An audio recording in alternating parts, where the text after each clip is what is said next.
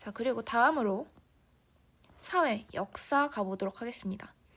이 역사가 작년에 안 나왔기 때문에 올해 나올 가능성이 있을 수도 있다라고 생각을 합니다. 그래서 이제 굵직굵직한 흐름들을 좀 알고 계실 필요가 있기 때문에 이걸로 좀 정리를 하시고 원문 보시면서 공부하시는 걸 추천드립니다. 그리고 이렇게 좀 제가 헷갈리는 거, 목판 인쇄술엔 무구정강 대가다란 이경, 그리고 금속활자 인쇄술엔 직진치어절, 이런 거는 조금 헷갈리는 것들을 이렇게 해놓은 거고, 그래서 이렇게 흐름이 이렇게 되기 때문에 이런 식으로 이해하고 암기해 주시면 될 것 같습니다. 그래서 역사의 비밀번호는 SH, 소문자 SH입니다. 자, 다음 사회 기본 이론으로 가도록 하겠습니다. 사회 기본 이론은 이제 조금 외울량이 조금 있는데요. 그래도 이제 모형이 중요하기 때문에 이 모형 세 가지 개념학습 모형 안에 있는 세 가지 내용 구분하실 줄 알아야 되고, 그 다음에 각 내용들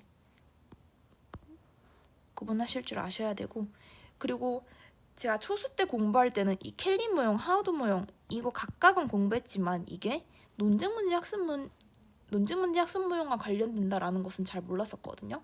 근데 마인드맵으로 정리를 하니까 이렇게 확실히 눈에 잘 띄더라고요. 그래서 이런 식으로 아웃풋 하시고 체크하시는 걸 추천드립니다. 네, 그래서 여기도 중요한 내용 많으니까 꼼꼼하게 공부하시고, 이 기본 이론의 비밀번호는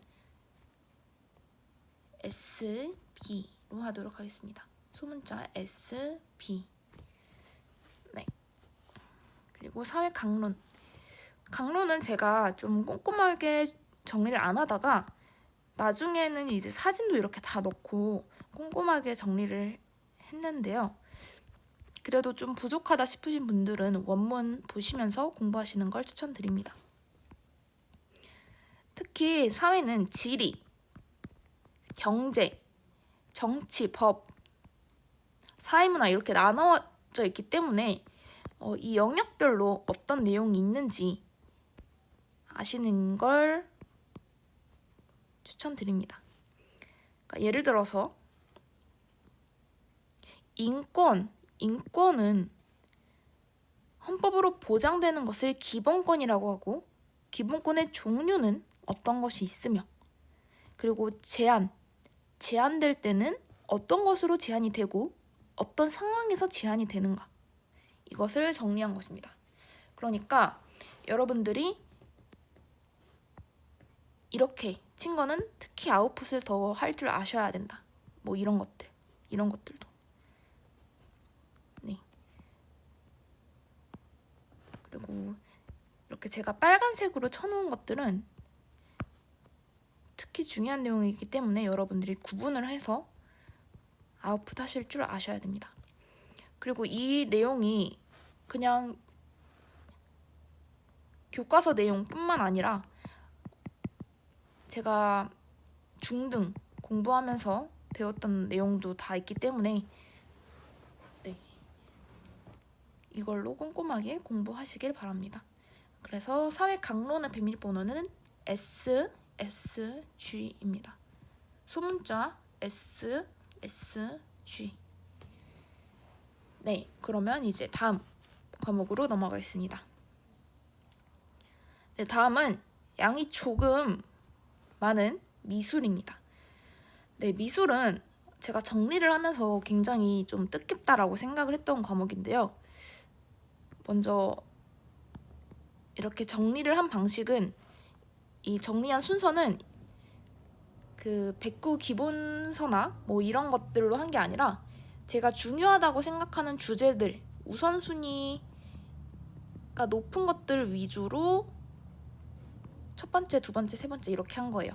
그래서 그렇게 했다는 거를 좀 감안해 주시면 좋겠고, 그리고 보시면 아실 것 같고, 어떤 식으로 공부하면 좋나 했을 때 이렇게 표현 방법 비교 서술 이게 나왔었죠.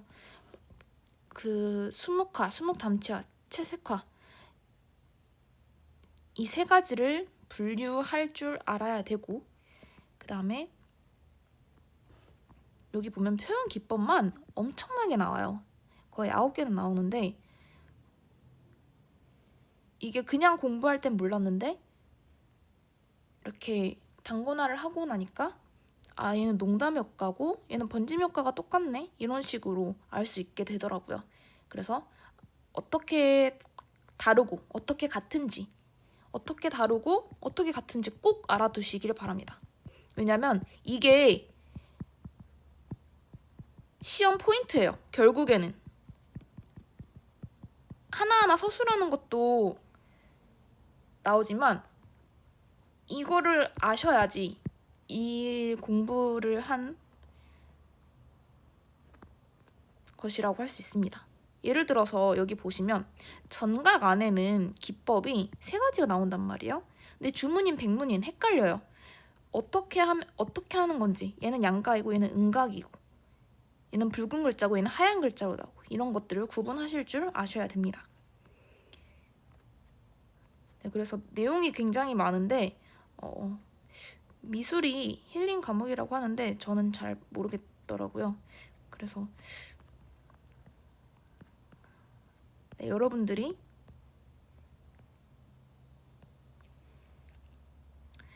우선순위 정하신 걸 토대로 공부를 열심히 잘 하셨으면 좋겠습니다. 그래서 미술의 비밀번호는 ART, ART 소문자입니다. 이렇게 하도록 하겠습니다. 자, 그리고 마지막 도덕으로 가도록 하겠습니다. 자, 도덕은 맨 처음 보시면 영영이 이렇게 나와요. 왜 이걸 썼냐면 이게 중요하더라고요. 그래서 원포인트님도 그랬고 중요하다고 강조했기 때문에 제가 써놓은 것이고, 인지적 측면은 분홍색, 행동적 측면은 하늘색, 정의적 측면은 노란색으로 표시를 했습니다. 그래서 이 하늘색은 행동적 측면, 사회화론, 발달론, 이 분홍색은 인지적 측면이라고 보시면 됩니다. 하늘색, 행동적, 인지적, 그리고 아무것도 아닌 것은 통합적, 얘는 이제 인지, 행동, 정의가 다 통합된 것이죠. 네, 그런 식으로 하시고, 이것도 이제 피아제에는 어떤 도덕성이 있다고 했는가, 그리고 이 타율적 도덕성 안에는 어떤 종류가 있고 자율적 도덕성 안에는 어떤 종류가 있는가, 이렇게 하나하나 다 구별해서 알아놓으시길 바랍니다. 네, 그래서 이렇게 보시면 여기가 이제 분홍색, 인지적 측면, 노란색, 정의적 측면, 하늘색. 솔직히 반두라님은 행동과 인지인데 이거를 표시할 수 있는 색이 없어서 그냥 하늘색으로 했습니다. 그리고 통합적은 회색으로 해놓은 모습이고요. 그 다음에 동양윤리는 이 측면이 나눠지지 않기 때문에 이런 식으로 했고요. 이거를 구별하고 하는 것들을 아셔야 하겠죠. 그리고 네, 모형 중요하기 때문에 모형도 알아두시고, 여기도 똑같이 인지적 측면, 행동적 측면 이렇게 보시면 됩니다. 네, 그리고 도덕과 학습의 지도 원리, 이거 구별 잘 해놓으시고, 네, 그러면 도덕은 비밀번호를 MORAL 입니다. 소문자로 MORAL 이렇게 하도록 하겠습니다. 네, 그러면 이제 모든 과목을 제가 알려드린 것 같아요. 그래서 여러분들이 필요한 것이 있으시면 저에게 댓글이나 블로그로 요청을 주신다면 제가 한 번 더 자세하게 콘텐츠로 만들어서 올려드리도록 하겠습니다. 네, 이상으로 들어주셔서 감사합니다.